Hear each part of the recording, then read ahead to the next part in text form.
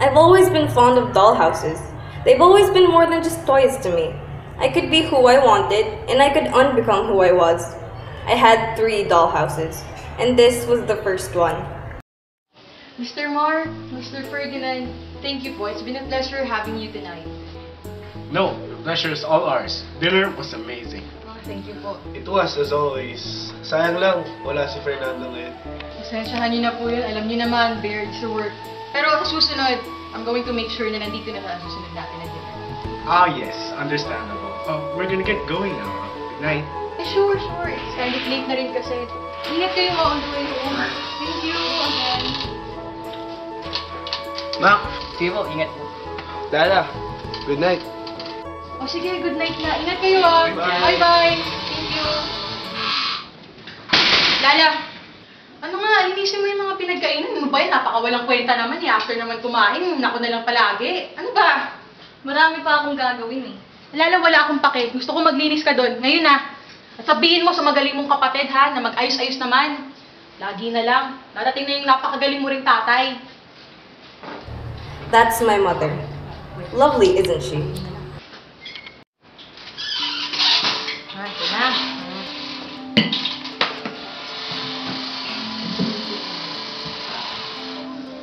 Wait. Ano? Nilata ka na naman. And then there is my loving father. Remind ko lang. Alala mo ba si Mark at saka si Ferdinand Rimondo na ikaw pa mismo ang nag-arrange ng dinner para sa kanila? Pero nasan ka? Ha? Nasan ka ba? Ba't ganyan ka lang? Ano, nandun ka na naman? Galing ka na naman sa mga babae mo. Nag-enjoy ka? Nag-enjoy ba kayo? Sulit na yung binahin mo. Pagod ako! Diyos ko, gabi-gabi na lang. Hindi ba pwedeng diretso ka naman? Galing trabaho. Uwi ka dito yung mga anak mo. Hindi ka ba makontento sa kung anong meron tayo? Sinabi ko naman sa'yo, you do what you want and you leave me alone. Hindi pa ba sapat yung space na binibigay ko sa'yo araw-araw na lang? Hindi nga ako nagsasalita eh. Pero ano ginagawa mo? Inaabuso mo na ako. Alam mo, makinig ka sa akin ha. Nandito ako para maging asawa ko. You have nothing better to do than be the dumb person that you are and sit pretty. Stop complaining about what I do. What you... Pwede ba ha? Huwag ako ang ginagago mo. Kilala na kita. Kilala na kita. Lasing, uwi, tapos tulog, na kinabukasan may pagkain ka. Ano sabihin mo, ano? Abusado ka na. I work every day and actually do something. Ikaw, Ano sabi mo pa? ano nagagawa mo? Ha? Nililinis yung kubeta? Nagugas ang pinggan? Ha? Kung walang gagawa ng Nagluluto sino? para sa mga bisita na Para mo sa'yo pakipara rin yun. sa'yo? You're good for nothing yourself. So stop bad-mouthing me, or else what?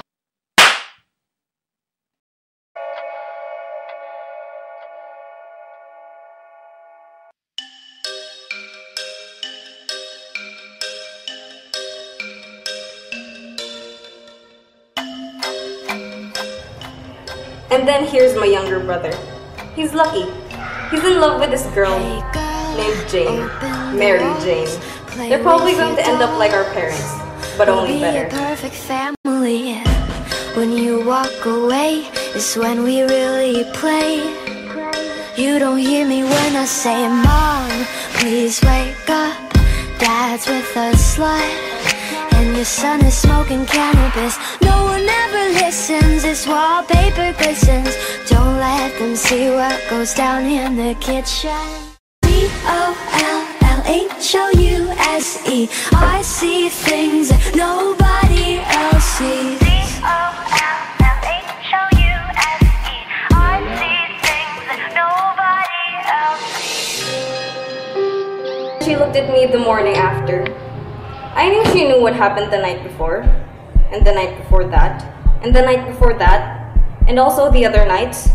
I knew that she knew, because she was the one who'd given him the idea, so that he wouldn't have to come home late at night, because I was home, always at home, although I didn't feel like home.